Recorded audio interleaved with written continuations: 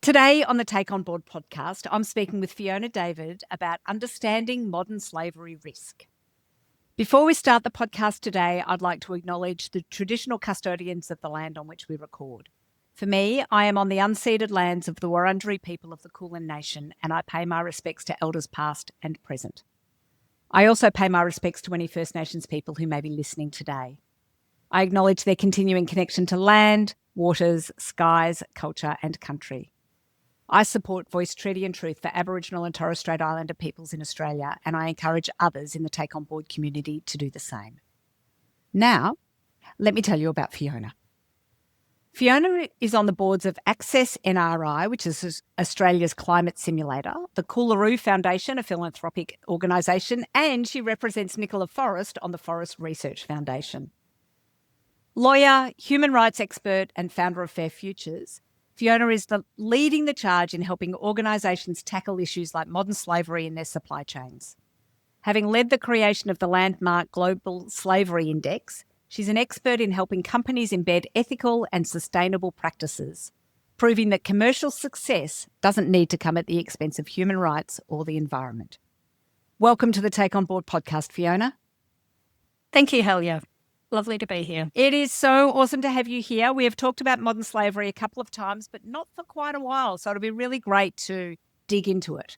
However, as always, before we go there, I always like to dig a little bit deeper about you. So tell me, when did you know you were destined to work on social justice issues? Gosh, for me, I think it probably goes back to growing up in the suburbs of Perth in Western Australia. I lived in an area called Como Karawara, which was an area I now realise in the 1970s was targeted by white supremacists for a lot of racist fire bombings of local restaurants. So I grew up walking every day past signs that said hateful, anti-racist, very racist slogans on my bus stop, for example. And it puzzled me deeply. I did not understand it. I had cousins who were from, Singapore. I've got relations from all over the place. It just literally didn't make any sense. And I think that really grew a curiosity in me to understand, why do we make other people, the enemy? And how as a society can we get better at really recognising everybody's value? Interesting. Right. Okay. So that thread from a very young age. And then got to grow up and live your values in that way. Okay. Absolutely. Yeah. So was there any of the, did others in your family go on to do similar? Because you've all grown up in the same environment. Is there others in the family that do similar? I think I had the privilege of being the youngest child. So I probably... Me too, Fiona, me too. Excellent. It is a blessing and a curse. Oh, yes. So while I was always saying wait for me to my big sisters, I was also the one who got away with, really walking my own path. And by the time my parents got to me, the expectations had already been dealt with by my elder sister, one of whom is a very respectable lawyer, one of whom is a very respectable doctor. So, great. I could go my own way. So you were off the leash to do whatever you like. Perfect. Good job. Good job. All right. Well, look, let's dive into modern slavery risk then, our topic for today. Where should we start this conversation? Maybe it's like, what is modern slavery? What is modern slavery risk? Maybe let's start there. Sure. Look, I might start somewhere perhaps a little bit different than where most people start. You started at the very beginning of the podcast with a beautiful acknowledgement of country and a recognition of that we're on unceded land.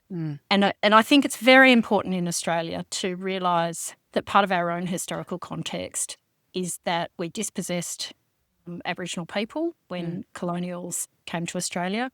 And in some situations, people, Aboriginal and Torres Strait Islander people, were literally kept in conditions that today we would call forced labour or slavery or perhaps human trafficking if we're talking about blackbirding to and from the Pacific Islands. Yeah. So I think that cultural historical context is important because it helps us see that these practices happen anywhere where we've got extreme power imbalance, anywhere where we've got one group who's got power over another and the ability to, coerce and control somebody. Yes. And unfortunately, that continues to happen today right through our economy, whether that's in, sweatshop labour in garment manufacturing in Bangladesh, or whether that's fishing boats in Southeast Asia, or indeed whether it's, fruit picking in Australia.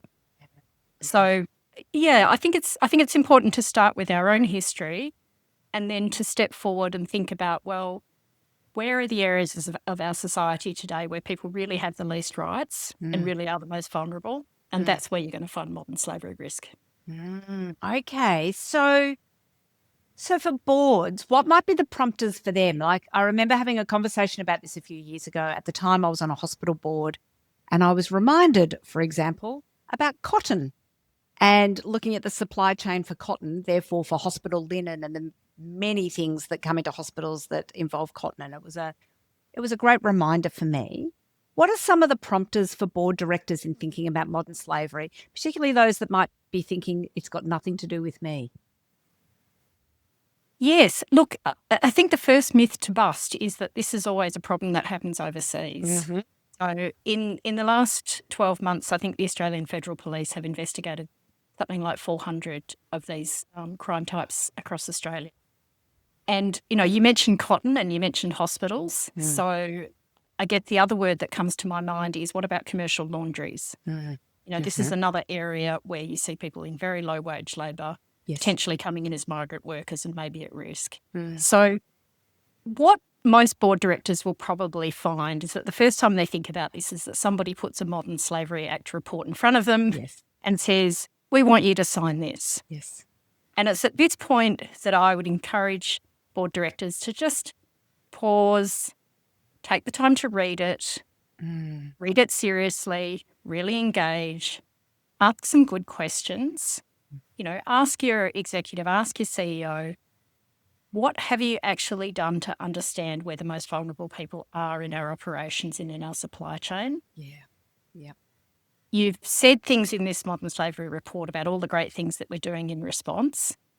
Have you actually stress tested those? We do fire safety drills to test our, alarm systems. What safety drills have you done to actually check, or what scenarios have you actually run to check the things that you put in your Modern Slavery Act statement? So I think it's really having that curiosity, as any good board director should, and thinking about what's the risk to the business. And of course, we know from the Royal Commission into banking that, best interest of the business is not just about profit, it's about people, it's about stakeholders. So really stopping and thinking, as a board director, how is this likely to impact on reputation? How is it likely to impact on trust, legal risk? And then just how do we want to show up as a company? Great. And with all of those lenses in mind, then read your Modern Slavery Act statement, ask your questions, and just, be curious, interrogate the information you've been given. Fantastic. I do remember in one of the boards I was on when we first looked at our first modern slavery statement, which I think now, there you go. Like, what would that be? 5 years ago? Probably be 4 or 5 years ago. Yeah, something like that. And I said to the CFO, tell me a story about how you've come to this, like what's some of the practical application of it. And it was interesting, because it was very much, well, here's the statement and, we've looked at this, and it was all so, oh gosh, I was going to say clinical, but that conjures up hospitals, doesn't it? But it was very, I don't know, it was very black and white, I guess. And then, tell me how this is playing out in practice. Tell me a story about it. And he told me a story about how they had spoken to some people in their supply chain about it. And it had, it was the very start of it, right? But it had really started to change the conversation about those relationships and about what was in play, which I thought was fantastic. That, like I said, that's 5 years ago, back at the start of it. I would hope things are a bit deeper now, but it is. How is it changing the story? Yeah, that's a great question to be asking. Tell me a story, because I think what it really highlights is, board directors are not meant to be CSI police or something going around catching bad guys. They're meant to be doing their own due diligence to check that their own organisations are doing what they can to create conditions of safety for people. Mm. And it's, in the same way board directors are not there to stop every person falling off a ladder. Yes. They're there to create, to ensure that safety has been taken account of. Yeah. It's the same for modern slavery risk. Yes. So, and if people in your executive or in your C-suite can't give you a human story about how they've gone about this, then you can be pretty sure it's just been done on paper. Yes. And, just like safety, you need to get out into the field, you need to see things, you need to talk to people, you need to take the temperature of your suppliers or of the high-risk areas of your operations if you really want to understand what's going on. Yeah, right. Okay. So for board directors that are looking at the modern slavery statements, as you say, here you go, folks, here's your modern slavery statements. What should they be looking for? What questions, or maybe what other questions should they be asking? Like, what have you seen in your experience that works well? A really good indication for me that a company is nailing it in terms of doing well with the Modern Slavery Act statement is it includes something that's gone wrong. It actually includes information about, we'd looked and we found this problem, and guess what? It wasn't perfect, and here's what we're doing about it. Yeah. That for me is a sign that a company is actually taking this seriously. Interesting. Another sign that a company is taking it seriously could even just be, we haven't looked at this properly yet, but we've got it on our radar to look at it next, quarter or in the next 6 months. Yep.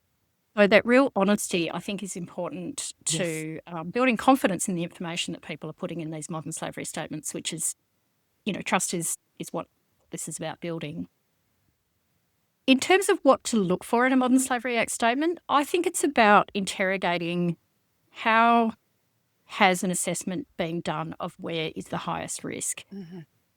If you're a company that's got 30,000 suppliers, you can't go and personally meet every single one of them, go to their factories. Yes. So you really have to dig into where is the risk in your supply chain. Yeah.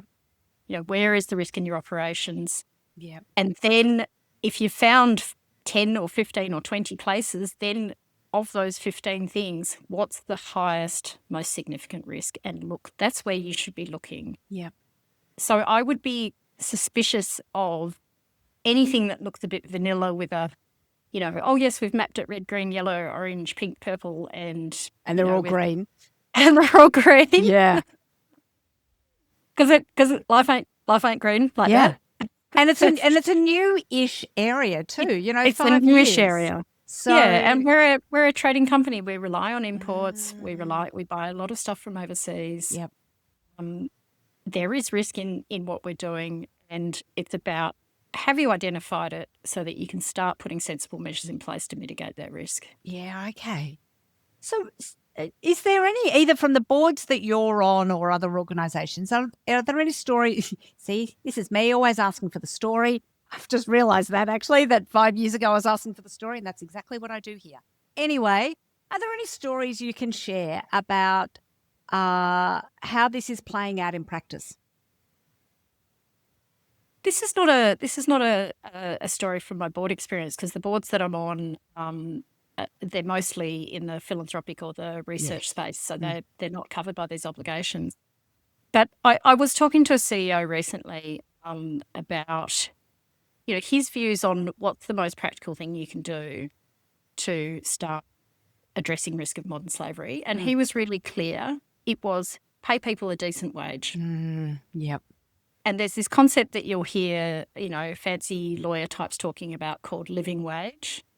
And basically, in most countries of the world, minimum wage is not enough to live on. Yeah. So if your company is paying minimum wage in Bangladesh, then that means your people cannot afford to send their children to school and cannot afford to have a roof over their heads without doing something extra, something high risk, to be able to feed their children. Yes. So the idea of a living wage is it's been set by reference to local standards, and it's about how much do we need to pay people in Bangladesh or Cambodia or Myanmar or wherever it is. How much do we need to pay people so that they can afford to feed their children, they can afford to send their kids to school, they can afford to have basic health care?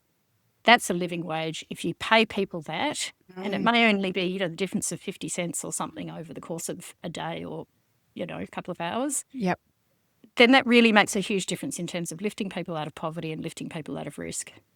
Okay, so does that mean, for example, the Targets of the world or whoever, it might not be fashion or anyway, the organisations, so they need to themselves do the work in determining what a living wage might be in Bangladesh, Myanmar, wherever it may be. Yeah, there's some websites. Yeah. You can go and find the information regionally within India, for example, within 5 minutes if you know where to look for it. Yep. And so companies like Unilever, they've committed to paying their workers a living wage and to getting everybody in their supply chain to pay their workers a minimum wage a living wage by 2030. Yeah, right. So it is possible. I mean, you don't get much bigger than Unilever. Yeah. And of course, it's also something that, smaller companies are doing. Particularly, you often see it in the fashion industry where companies will have quite a strong degree of relationships over time with their suppliers. Interesting. Okay. Do you have any of the background on Unilever and how they came to that? I don't actually, but I mean Unilever really has had that reputation for some time of leaning into being, socially conscious, socially forward. Yeah, right. As a company. Yeah. And I think this is just another example of that. Okay. So again, that might be something. And would that show up, having a living wage, not a minimum wage, a living wage, that would presumably show up in an organisation's Modern Slavery Act statement. Exactly. Absolutely. Yes. So if I read a Modern Slavery Act statement and I see that there's a commitment to a living wage, I know that that's a mature organisation. Interesting. Okay. Any other I don't know, hot tips on what we're looking for a mature organisation? Oh, look,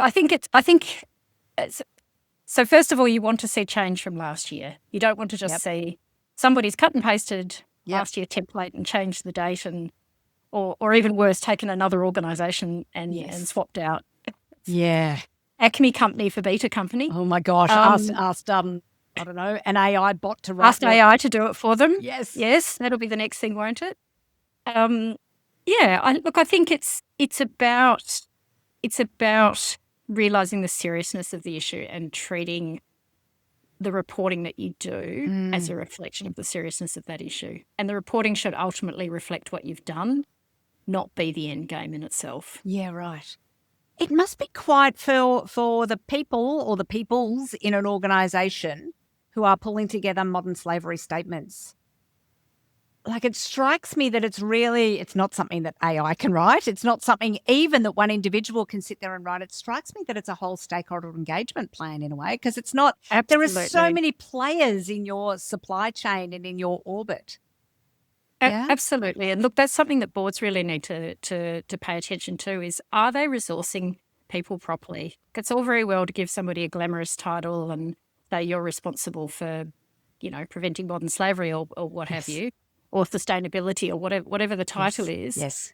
This takes resources. It is a whole of organisation collaborative process. Yes. Many organisations will have working groups right across the organisation, across procurement, across operations, across business development, et cetera, and boards need to recognise that and actually ensure that they're not asking people to do the impossible by having a team of one who's trying to do this in addition to all of the other reporting obligations around sustainability and so on. Absolutely. Yeah. It does sound like it's, yes. Okay. All right. So there's a shout out for boards as well. Listen when people say, be sympathetic. Yes. And when those middle managers come to you or the CEO comes to you and says we need more headcount in our in that part of the organisation. Yes. Yeah. They can't do everything. Okay. Oh, Fiona, what should I have asked you about this world of modern slavery and what boards need to know? What should I have asked you that I haven't? Oh gosh, look, I think it's a big emerging topic, and ultimately it comes down to, what does your organisation do? What do your operations and your supply chain look like? Yes. where is your risk. But at the end of the day, I think it's ultimately about values. It's about, being on a board is about setting the tone from the top. Yeah. Who do you want your organisation to be known as? Yeah. Do you want to be known as an organisation that treats the most vulnerable people in your supply chain appallingly? Or do you want to be known as, the Unilevers of the world who are, not perfect, but they're certainly having a go at lifting people who work for them and who produce the value that they create. Well, it's interesting that in that tone from the top, because the other part that I heard you say earlier was about, don't let perfect. I imagine in this space, it is very hard to be perfect. Perfect is absolutely the enemy of the just get stuff done. Yeah. In this context, I mean, the issues we're talking about are big, huge system issues that no one company can change. So all you can do is set the conditions that you have control over within your area of influence. Yeah. And, really think hard about, are you acting responsibly with what you're doing? Yes. If you know that the context, for example, is very high risk because there's a conflict going on, or I was thinking about this today, actually, with all these companies that ask for our data when we, just simply try to, buy tickets to a concert. Is it really responsible to be asking for that information when nobody seems to be able to secure it? Absolutely. And it's the same. If you're buying from a conflict zone, are you really being responsible? Is this going to stand up in the court of public opinion, let alone the court of law? Yes. So, Yes, so interesting. Oh, amazing. Oh, Fiona, so much in here for people already to think about as they're building around modern slavery and their own modern slavery maturity. What are the main points you want people to take away from the conversation that we've had today? This is not a faraway problem. As I said at the start, these are situations that we see in Australia. There are real people in Australia who survivors of forced labour and slavery. I work with some of them. Yes. So this impacts here and it impacts companies here.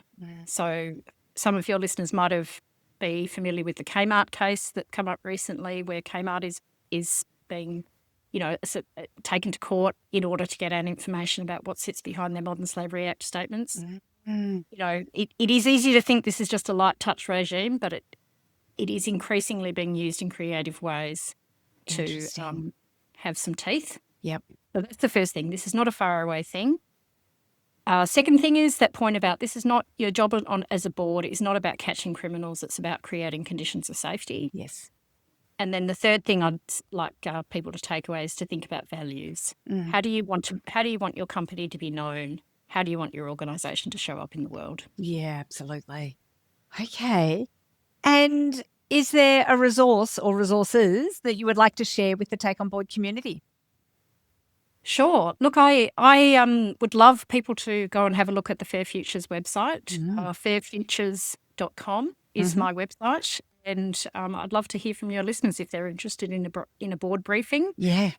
You'll find a lot of free resources on there in terms of understanding risk, understanding where you can find good information about where risk is. Yes. In that regard, the Walk Free Global Slavery Index is something that board directors will see referred to again and again. And that's something that's available freely online for anybody to go and look at as well. Oh, fantastic. Okay. I will make sure there is a link to both of those in the show notes so people can find, people can reach out to you either via LinkedIn or your website and some of those resources that you've shared. Fabulous. Thank you. Okay. Oh, thank you. Thank you so much for coming and sharing. Like I say, we'd had, back when the modern slavery stuff was first being introduced, we had a couple of episodes about it, but we haven't done anything for quite a while. So thank you for coming and giving the update and, sharing your wisdom about modern slavery and encouraging us, as you should, for all organisations, possibly even those that aren't required to report. Even if you're not required to report, my punt is it's worth turning your mind to. Because even if you're not required to report on it, your values are still part of your values and you still want to make sure that, things are looking okay along the supply chain and the others that you're working with in your world. So, thank you for prompting that with the Take On Board community today. Thanks very much, Helia.